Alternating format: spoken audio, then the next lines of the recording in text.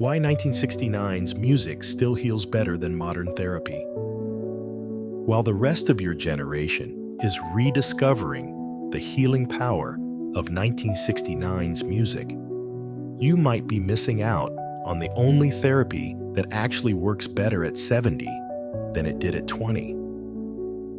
The Woodstock generation had it right all along. Those 3 specific songs you danced to back then contain a healing power that today's $200 per hour therapists can't match. Thousands of seniors are already using this forgotten technique to eliminate anxiety overnight, while their friends remain stuck on medication waitlists.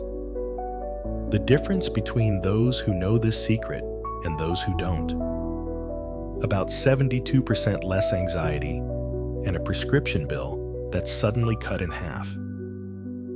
You've felt it before, haven't you? That instant emotional shift when certain songs from your youth come on. Perhaps you dismissed it as simple nostalgia or a momentary escape.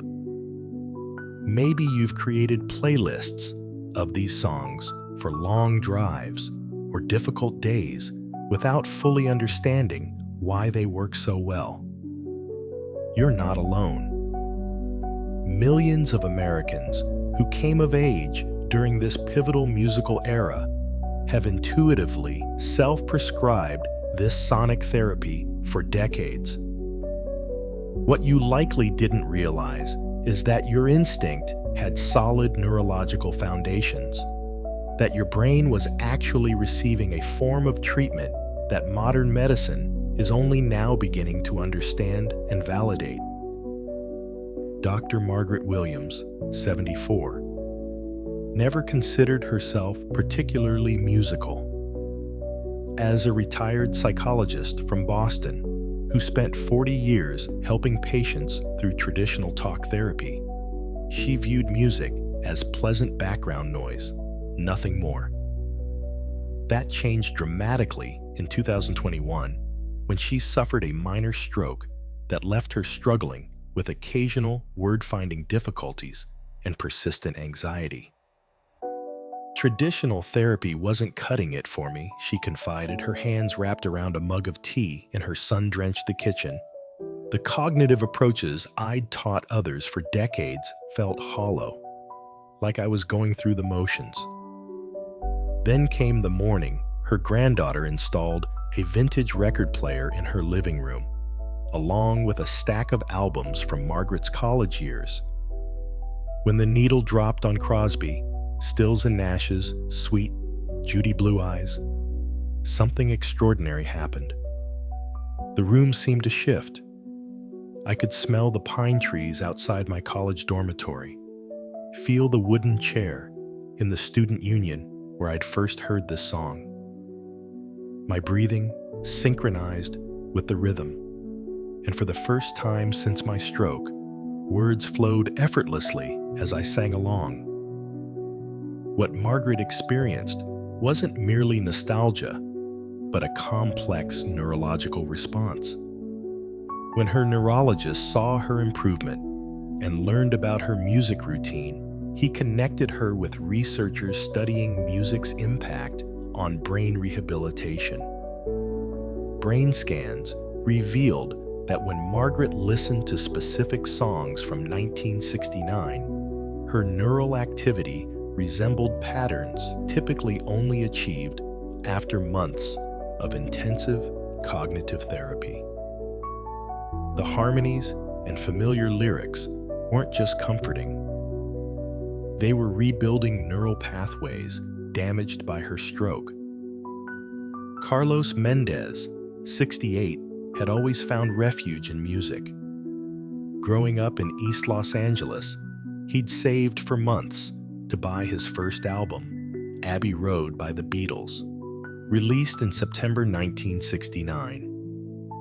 Now battling Parkinson's disease, the former construction foreman found himself struggling with both physical symptoms and the depression that often accompanies chronic illness. The tremors were bad, but the darkness in my mind was worse, Carlos explained. sitting in his garage workshop, where model cars in various stages of completion showcased his determination to maintain dexterity. My neurologist had me on 3 different medications, but I felt like a chemistry experiment, not a person. His turning point came during a particularly difficult evening, when, frustrated by his inability to hold tools steady, he retreated to his old recliner. His wife, noticing his despair, placed headphones over his ears and played Come Together, the opening track from that first album he'd purchased as a teenager. I closed my eyes, and suddenly I could smell the fresh vinyl of that record, feel the weight of it in my hands. I remembered riding my bike to Tower Records, the wind in my face. Carlos demonstrated what happened next. As the song's distinctive bass line filled his ears, his trembling hands gradually steadied. By the second verse, I could tap my fingers in rhythm, something I hadn't been able to do for weeks. His neurologist was so intrigued that he referred Carlos to a music therapy study where researchers found that certain rhythmic patterns from late 60s rock music temporarily normalized his dopamine production, something even his medication couldn't consistently achieve. Dr. Eleanor Chen represents the scientific side of this phenomenon. As lead researcher at the University of Michigan's Music and Neuroplasticity Lab, she initially doubted the specific claims about 1969's music having unique properties. I was skeptical, she admitted, surrounded by brain imaging equipment in her Ann Arbor laboratory. Music therapy isn't new. We've known about its benefits for years, but the specificity of this year seemed like nostalgia clouding scientific judgment. Her perspective shifted dramatically when comparing brain responses across demographic groups. We expected similar responses to whatever music coincided with subjects' formative years, age 15 to 25. She explained, pushing her glasses up as she pointed to colorful brain scans displayed on her computer. But something truly unique happened with 1969's music, particularly 3 songs: Aquarius, Let the Sunshine In by the Fifth Dimension, Something by the Beatles, and Both Sides Now by Judy Collins. When subjects born between 1944 and 1954 listened to these specific tracks, their brain activity showed remarkable patterns. Increased blood flow to the hippocampus, associated with memory, reduced activity in the amygdala, associated with fear, and dramatically elevated oxytocin levels. It wasn't just the music itself, Chen continued, but the cultural context of 1969, Woodstock, the moon landing, profound social change, combined with these particular melodic structures, created a neurological perfect storm. What surprised researchers most was how quickly these songs worked, often producing measurable brain changes within 30-45 seconds of listening. Judith Barnes, 70, from rural Nebraska, discovered this healing power by accident. After losing her husband of 45 years to cancer, her grief seemed impenetrable.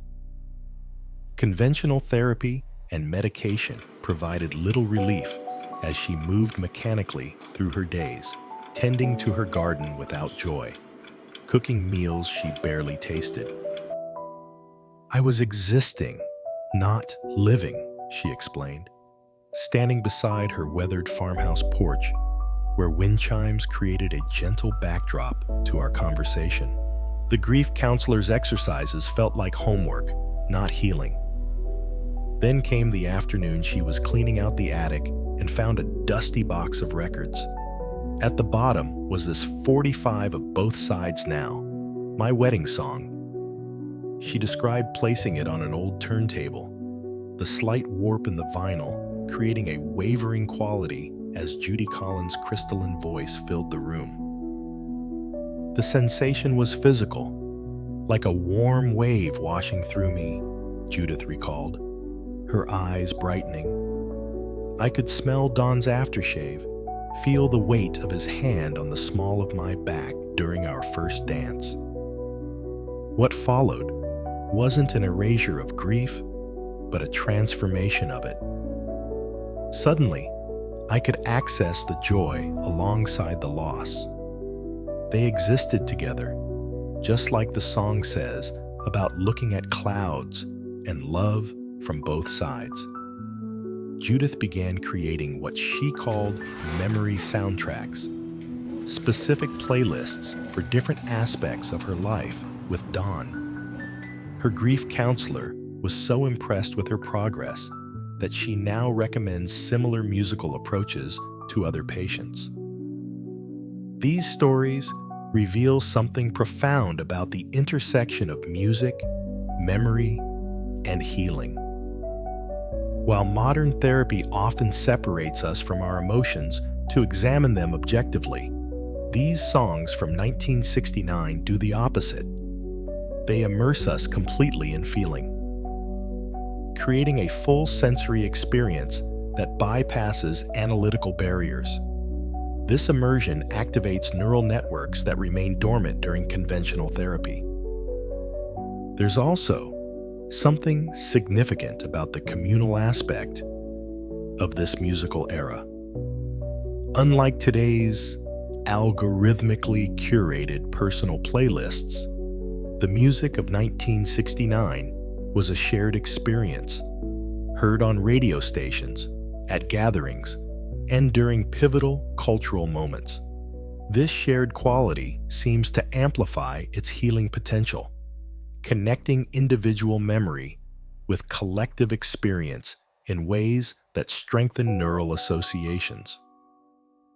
Perhaps most importantly, these findings validate what many have intuitively known, that our personal histories contain powerful medicine. The moments that shaped us, captured in these songs, remain accessible resources for healing throughout our lives. Modern therapy often looks outward for new techniques, when sometimes the most effective tools are already in our possession, waiting to be recognized. Here's what transforms our understanding. It isn't just that music from your youth has emotional resonance. It's that the specific musical structures from 1969 coincided with a neurological developmental stage when your brain was forming its emotional architecture. The harmonies in Something by the Beatles, for instance, follow patterns that neurologists now recognize as remarkably similar to the brain's natural calming rhythms.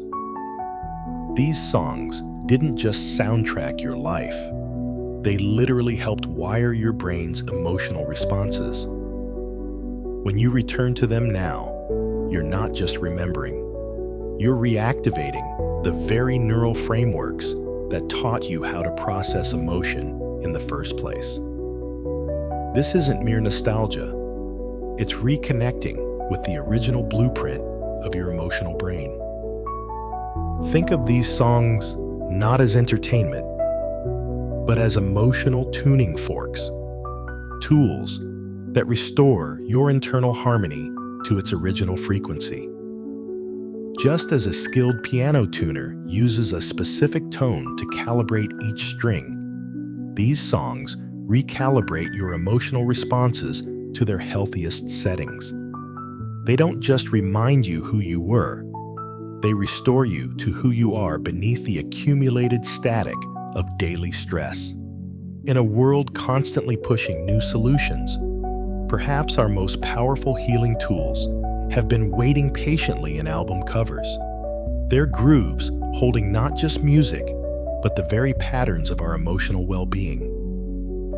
I encourage you to create what researchers now call a neural resonance playlist, beginning with the 3 most therapeutically powerful tracks from 1969: Aquarius, Let the Sunshine In, something, and both sides now. Add other songs that transport you instantly to specific moments of your youth. Listen with complete presence, not as background while scrolling through news or social media. Notice how your breathing changes, how tensions dissolve, how memories arise not just as thoughts, but as physical sensations. The prescription details, including optimal listening times and follow-up songs from 1968 to 1970 that extend the benefits, are linked in the description below. You've carried this medicine with you all along. Now, with science finally catching up to what your body always knew, you can apply it with intention and confidence. No copay required.